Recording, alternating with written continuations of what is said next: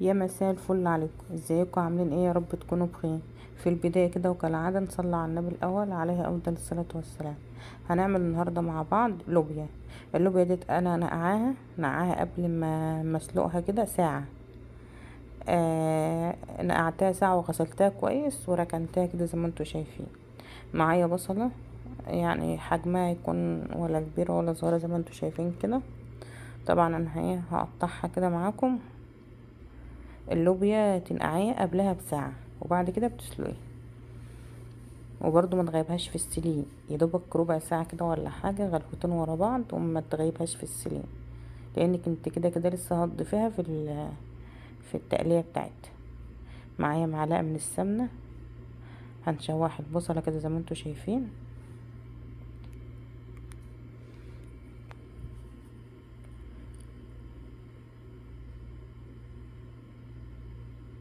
انا زي ما انتوا اتعودتم ان انا مش بحمر البصلة، يدوبك بخليها تدبل بس كده.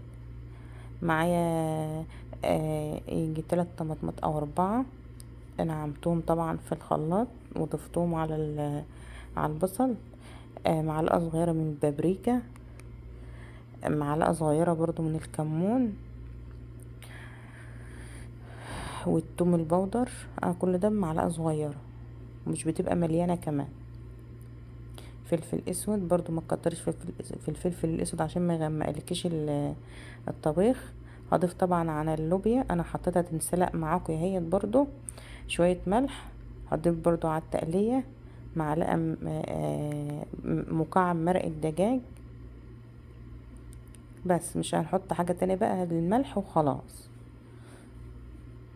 اول ما اللوبيا تنسلق معايا هغسلها برضو تحت الحنفيه حلو، وهنزل بيها وهصفيها وهنزل بيها على على التقليه بتاعتها. انا لسه هضيف عليها شوربه، هديها تقليبه كده وهسيبها مع نفسها كده على نار هاديه خالص، واغطيها.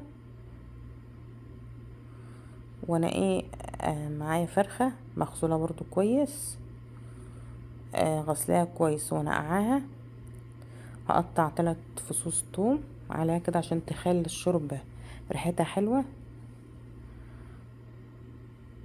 عايزه تحطهم سلام ماشي، عايزه تقطعهم شرائح كده زي ما انا بقطعهم، بس انا برتاح كده، ما بحب اقطع كل حاجه كده عشان يعني تندمج اكتر كده في الشوربه يعني.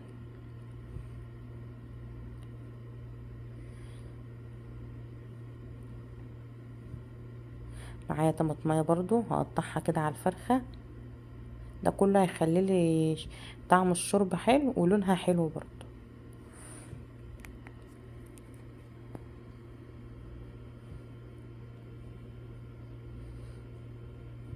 معايا برضو نص فلفل كده حلو، هقطعها برضو هيخلي لي ريحه الشوربه حلوه.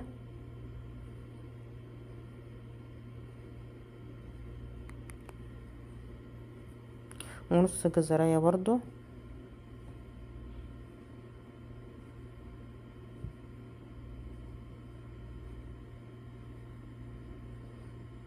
كده اكمل بقية الفلفل.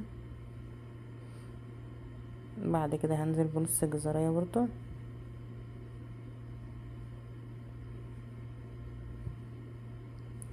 الجزر يعني بيخلي برضو الشوربة مسكرة كده، وبيخليها يعني طعمها حلو.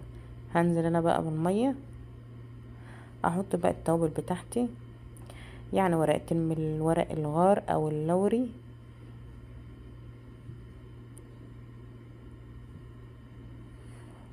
شوية صغيرين كده من توابل الفراخ، يخلي ريحة الفراخ حلوة. ديت عندي توابل مشكلة حب كده، يعني مش ناعمة، صحيحة كده، يعني مش زي ما انتوا شفتها كده. هحط برضو شوية صغيرين كده. كده خلاص. هزود انا بقى اللوبيا شوربة زي ما قلت لكم. انا هزودها شوربة. الفرخة خلاص بقت تغلي معايا ونزلت شوربتها.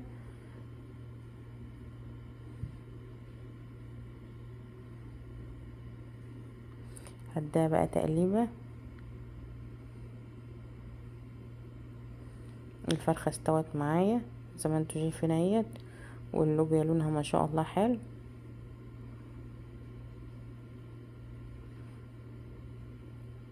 عايزه تزودي الطماطم بتاعها اكتر ماشي، حاجه ترجعلك، بس انا عايزاها خفيفه كده، مش عايزاها تقيله يعني.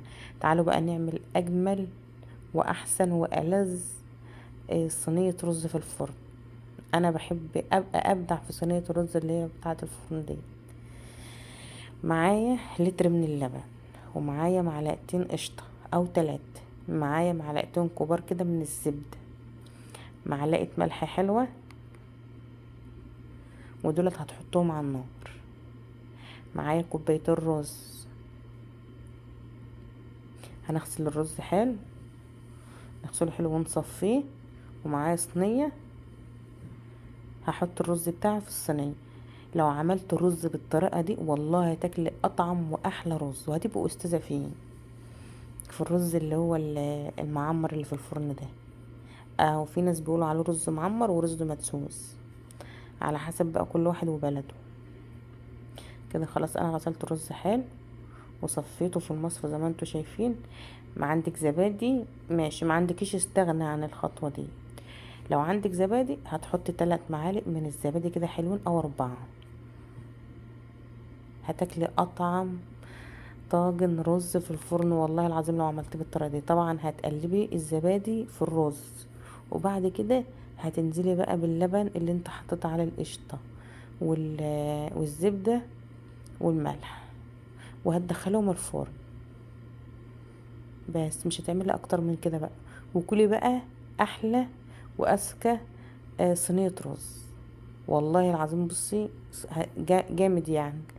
انا دايما من زمان وانا بعمل رز بالطريقه دي، ولازم احط قشطه عليه، القشطه اللي بتخليه طعمه يفرق، وزبده بقى وسمنه بلدي بقى، وتاكلوا رز بقى ما حصلش. كده الفرخه الحلوه بتاعتنا اتحمرت اهي، حمرناها في الزيت. طبعا انت بقى بتقلبيها بقى على الجناب كده زي ما انا عامله كده، وتفضلي ايه ماسكاها بالشوكه كده لحد ما تحمرها من الجناب تبقى كلها حمرا زي بعضها. وخلي بالك لانها بتقعد تطرطش كده. كده خلاص خدت اللون الحلو، هبتدي هطلعها بقى. وادي صينيه رز طلعت معايا. انا عندي كمان الفرن بتاعي بيقيد من تحت بس مش من فوق، يعني لو بيقيد من فوق وتحت زي بعضه كان وشه هيبقى احمر عن كده كمان، بس ده كله انا مولعه من تحت بس. وشوفوا ما شاء الله وشه حلو، يعني لو متولع من فوق وتحت مع بعضه كنت هتشوفوا وش تاني خالص على الرز. كده اللوبيا معايا ما شاء الله حلوه اهي، والرز برضو ما شاء الله طعمه جميل جدا. الفرخه برضو معايا اتحمرت. والشوربه انا ما كترتش في الشوربه قوي، لان انا حاطه على اللوبيا شوربه من الفرخ، فاستكفيت يعني بايه بالشوربه اللي محطوطه على اللوبيا. وده برضو الشوربه معايا هي. طبعا الالوان عندي غامقه ليه مش عارفه، فبتجيبش الالوان والله بالظبط. وادي الرز معايا مفلفل اهو، ما حطيتش والله ميه تاني ولا اي حاجه. شوف ما شاء الله، والطعم بقى كان جميل جميل. انا في الرز المعمر استاذه يعني، او الرز المدسوس. شايفين الالوان؟ اعملوا بالطريقه ديت وربنا يحسن ما بين ايديكي، وهتطلعي احلى رز والله. وطبعا هستنى رايكم في الكومنتات. ولو وصلت لحد هنا ولسه ما عملتش اللايك، اعملي لايك واكتبي لي كومنت حلو، قولي رايك ايه في الفيديو. ولو بتتفرجي عليا ولسه ما اشتركتش في القناه، اشتركي في القناه وفعلي زر الجرس على الكل عشان يوصلك كل جديد مننا. وربنا يحسن ما بين ايديكم يا رب. في رعايه الله، مع السلامه. اتفضلوا معانا. في رعايه الله، مع السلامه.